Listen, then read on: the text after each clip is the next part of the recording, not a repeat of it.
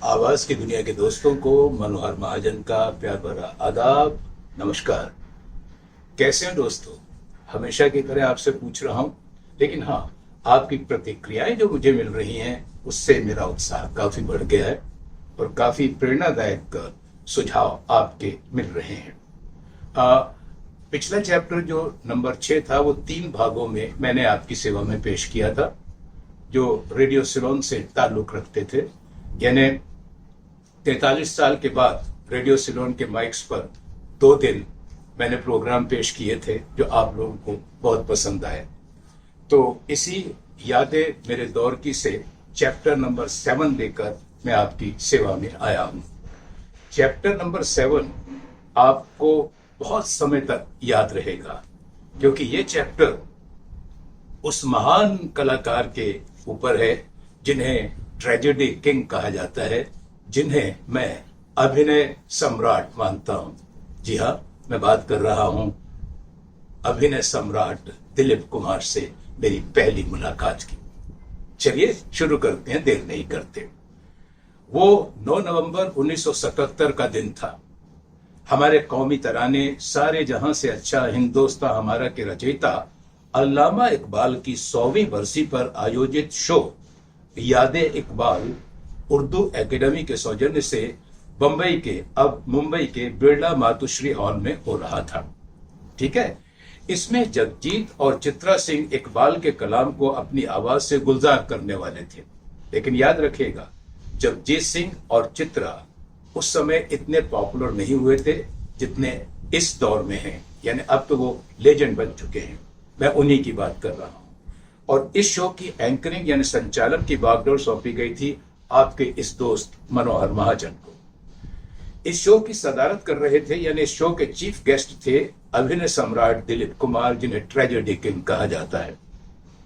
इसी शो में उनसे मिलने की मेरी वर्षों पुरानी चाह पूरी हुई थी, पर मेरी यह चाह जिस अजीबोगरीब तरीके से पूरी हुई वो आज तक मेरे जहन में महफूज है।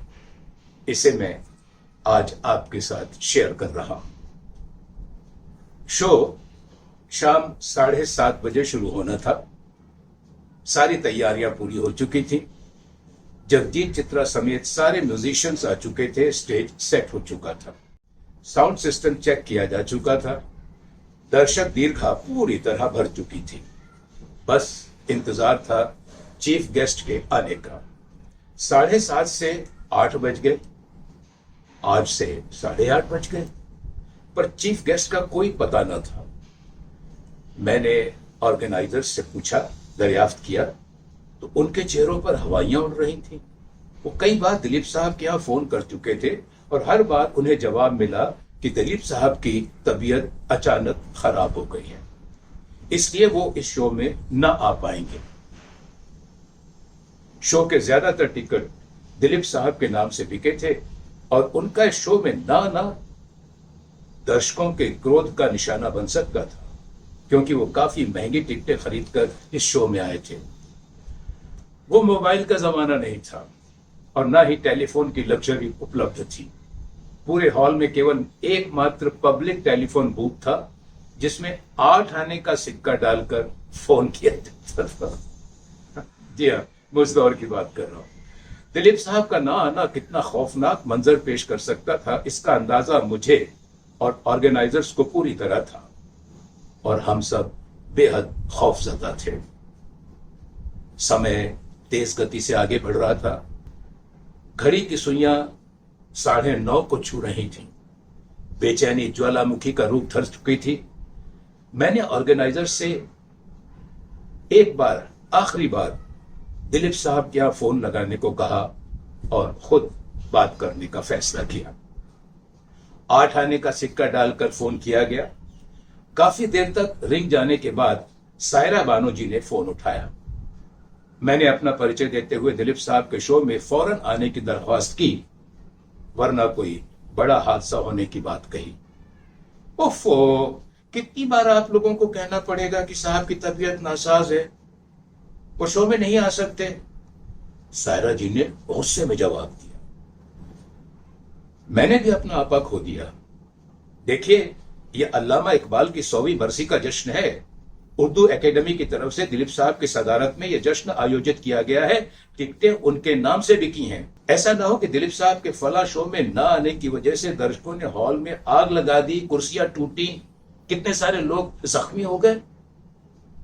अचानक फोन पर धीर गंभीर एक परिचित आवाज गूंजी। यह आवाज मैं करोड़ों में पहचान सकता था। यह आवाज किसी और की नहीं, हर दिल अजीज अभिनय सम्राट दिलीप कुमार की थी, जो पूछ रही थी, कौन साहब बोल रहे हैं?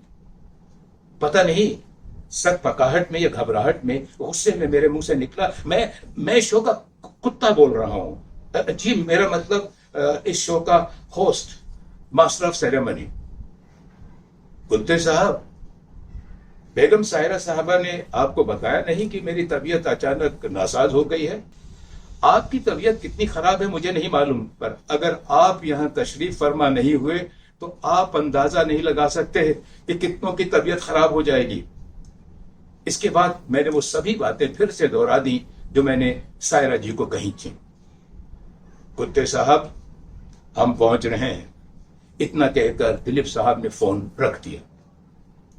हॉल में मातम की जगह खुशनुमा माहौल पैदा हो गया जब मैंने घोषणा की कि दिलीप साहब तशरीफ ला रहे हैं। अचानक मैंने महसूस किया कि बातों के दौरान दिलीप साहब को मैंने गुस्से में अपना परिचय तो शो का कुत्ता कहकर किया था। वो मुझे कुत्ता साहब संबोधित करते रहे तो मैं बाप रे बाप शर्म से पानी पानी हो गया। खैर, रात 10 बजे के करीब दिलीप साहब की कार हॉल के पीछे से, जहां स्टेज का एंट्री पॉइंट है, प्रविष्ट हुई। कार देखते ही भगदड़ मच गई। पत्रकार, फोटोग्राफर्स और दीगर लोग उनकी एक झलक पाने को टूट पड़े। ऑर्गेनाइजर्स दिलीप साहब को स्टेज के पीछे के हिस्से में लेकर आए। दिलीप साहब ने इधर उधर नजर डालते हुए कहा, कुत्ते साहब कहाँ हैं? वहां मौजूद सभी लोगों की निगाहों में सवालिया निशान नजर आ रहे थे। सबकी नजरें इधर उधर घूम रही थी। उनका सवाल मेरे कानों में भी पड़ा। उन्होंने फिर कहा, अजी वो साहब जिन्होंने मुझसे फोन पर बात की थी, शो के एंकर। अब मुझे सामने आना ही था। जी, मैं हूं। उन्होंने पूछा, मेकअप रूम कहाँ है? इशारा पाकर उन्होंने मेरा हाथ पकड़ा और मुझे मेकअप रूम में ले गए। अंदर जाकर दरवाजा बंद कर लिया, सिटकनी चढ़ा ली। अब अंदर हम दोनों थे। मेरी ओर देखते हुए वो बोले, तो कुत्ते साहब, मुझे लगा मेरी बातें उन्हें नागवार गुजरी हैं। पठान खून है, अभी मेरी ठुकाई करेंगे। तभी उन्होंने कोट की अंदरूनी जेब से चांदी की एक निप निकाली और बोले, कुत्ते साहब, यहां पानी मिलेगा? मेकअप रूम में पानी की कोई व्यवस्था नहीं थी। मैंने कहा, 2 मिनट रुकिए, मैं पानी की बोतल ला देता हूं। अम्मा छोड़िए, कहते हुए उन्होंने वो निप मुंह में लगाई और गटागट करके कुछ पेय पदार्थ पी गए और मुंह पोंछते हुए बोले, कुत्ते साहब, बताइए मुझे क्या करना है? मैंने बताया और पिछली सदी के महान शो की तामीर हुई और मुझे मिला एंकर का पर्यायवाची, अपने द्वारा ही नामांकित और दिलीप कुमार साहब द्वारा अनुमोदित नाम, कुत्ते साहब। ये थी उस महान शख्सियत, अभिनय सम्राट, हर दिल की धड़कन दिलीप साहब से मेरी पहली मुलाकात। उनकी यादों को मैं सलाम करता हूं।